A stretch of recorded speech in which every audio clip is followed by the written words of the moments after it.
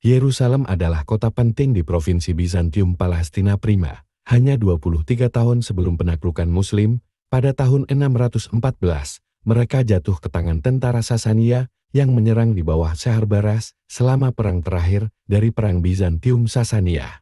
Pasukan Persia menjarah kota tersebut, dan konon telah membantai 90.000 penduduk Kristen di kota tersebut. Sebagai bagian dari penjarahan, gereja makam suci dihancurkan, dan salib sejati direbut, dan dibawa ke Ktesiphon sebagai relik suci yang direbut dari pertempuran. Salib tersebut kemudian dikembalikan ke Yerusalem oleh Kaisar Heraklius setelah kemenangan terakhirnya melawan Persia pada tahun 628. Orang-orang Yahudi yang dianiaya di tanah air mereka yang dikuasai Kristen, awalnya membantu para penakluk Persia. Setelah kematian Nabi Islam Muhammad pada tahun 632, kepemimpinan Muslim diserahkan kepada Khalifah Abu Bakar 632-634 mengikuti serangkaian kampanye yang dikenal sebagai Perang Ridha. Setelah kedaulatan Abu Bakar atas Jazirah Arab telah diamankan, ia memulai perang penaklukan di timur dengan menyerang Irak, yang saat itu merupakan provinsi Kekaisaran Persia Sasania, sementara di front barat, pasukannya menyerbu Kekaisaran Bizantium. Pada tahun 634, Abu Bakar meninggal dunia dan digantikan oleh Umar bin Khattab 634-644 yang melanjutkan kampanye yang dimulai oleh pendahulunya. Pada bulan Mei 636, Kaisar Heraklius 610-641 melancarkan ekspedisi besar-besaran untuk merebut kembali wilayah yang hilang. Namun pasukannya dikalahkan secara telak di pertempuran Yarmouk pada bulan Agustus 636. Setelah itu, Abu Ubaidah bin Al-Jarrah, Panglima Rasyidin dari tentara Rasyidin di Suriah, mengadakan Dewan Perang pada awal Oktober 636 untuk membahas rencana masa depan. Pendapat mengenai tujuan ini bervariasi antara kota pesisir Kaisarea Maritima dan Yerusalem. Abu Ubaidah dapat melihat pentingnya kedua kota ini yang telah menolak semua upaya Muslim untuk merebutnya. Karena tidak dapat memutuskan masalah ini, dia menulis surat kepada Khalifah Umar untuk meminta petunjuk. Dalam jawabannya, Khalifah memerintahkan mereka untuk menaklukkan Yerusalem terlebih dahulu. Oleh karena itu, Abu Ubaidah bergerak menuju Yerusalem dari Jambia, dengan Khalid bin Walid dan pengawal berkuda memimpin gerak maju. Kaum Muslim tiba di Yerusalem sekitar awal November, dan garnisun Bizantium mundur ke kota berbenteng tersebut. Yerusalem telah dibentengi dengan baik setelah Heraklius merebutnya kembali dari Persia. Setelah kekalahan Bizantium di Yarmouk, Sophronius, Patriark Yerusalem, memperbaiki pertahanannya. Pihak Muslim sejauh ini belum melakukan upaya apapun untuk mengepung kota tersebut. Namun, sejak tahun 634, pasukan Saracen berpotensi mengancam seluruh jalur menuju kota. Meskipun tidak dikepung, kota ini telah dikepung sejak kaum Muslim merebut kota Pela dan Busra di sebelah timur Sungai Yordan. Setelah pertempuran Yarmouk, kota ini terpisah dari wilayah Suriah lainnya, dan mungkin sedang bersiap untuk pengepungan yang tampaknya tidak dapat dihindari. Ketika tentara Muslim mencapai Jericho, Sophronius mengumpulkan semua relik suci termasuk salib sejati dan diam-diam mengirimkannya ke pantai untuk dibawa ke Konstantinopel. Pasukan Muslim mengepung kota itu sekitar bulan November 636. Daripada menyerang kota tanpa henti, mereka memutuskan untuk melanjutkan pengepungan sampai Bizantium kehabisan pasokan dan penyerahan diri tanpa pertumpahan darah dapat dinegosiasikan.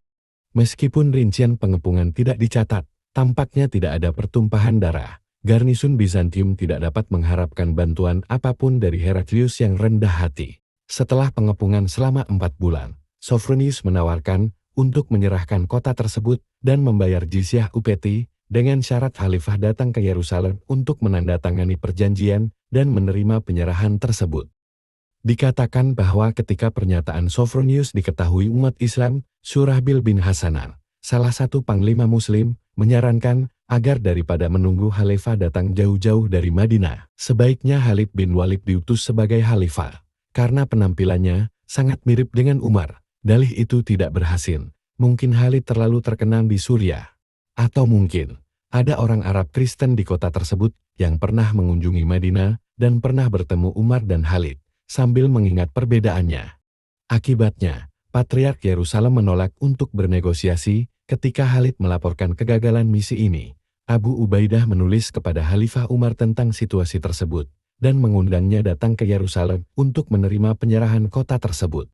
Tanggal penyerahan Yerusalem masih diperdebatkan. Sumber-sumber primer, seperti kronik-kronik dari abad-abad yang lebih dekat atau lebih jauh dari masa terjadinya peristiwa-peristiwa tersebut. Misalnya Theophilus dari Edesa 695-785 menyebutkan tahun 638 atau 636, 636-37, dan 637.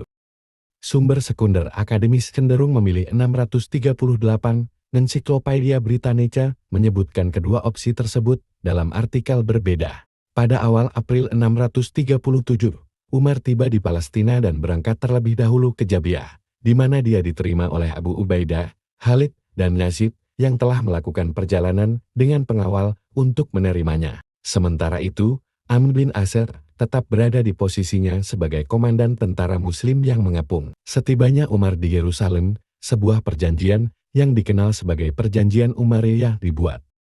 Mereka menyerahkan kota tersebut dan memberikan jaminan kebebasan sipil dan beragama kepada umat Kristen dengan imbalan membayar pajak jizyah. Itu ditandatangani oleh Khalifah Umar atas nama umat Islam dan disaksikan oleh Khalid, Amr, Abdurrahman bin Auf, dan Muawiyah, tergantung pada sumbernya, baik pada tahun 637 atau 638. Yerusalem secara resmi diserahkan kepada Khalifah.